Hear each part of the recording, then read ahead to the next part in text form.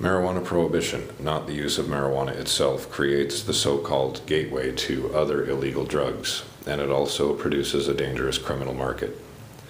As we noted in Chapter 5, few cannabis consumers ever go on to use other illicit substances. In many respects, this result is not surprising. After all, the criminal prohibition of pot limits the selling of the drug exclusively to entrepreneurs who are willing to break the law. Naturally, many of these dealers also sell other more dangerous products like cocaine and heroin.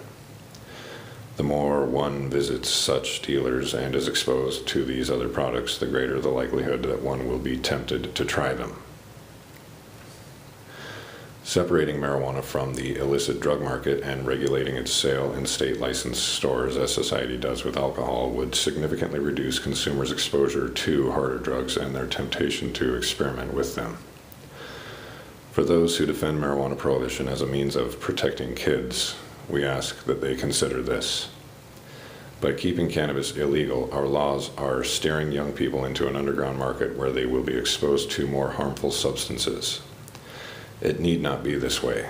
For example, in the Netherlands, where the sale of cannabis is relegated to state-licensed coffee shops rather than dimly lit street corners, less than 2% of the adult population has ever used cocaine. By contrast, more than 16% of Americans have tried the drug. Finally, it should be noted, if not emphasized, that the criminal prohibition of cannabis also exposes consumers to more harmful people, as the drug's production and sale is primarily relegated to criminal enterprises and increasingly drug gangs.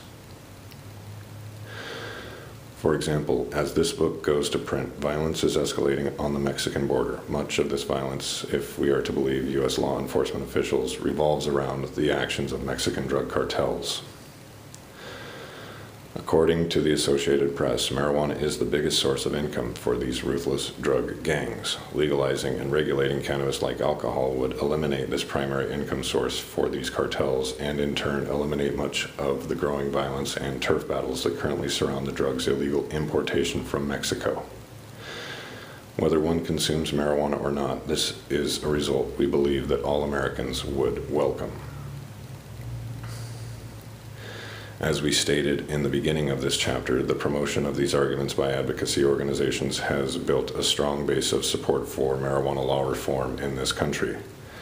This obviously is a positive development, yet neither separately nor as a whole have these arguments ever convinced a solid majority of the American public to support the seemingly obvious conclusion that cannabis should be legalized, taxed, and regulated.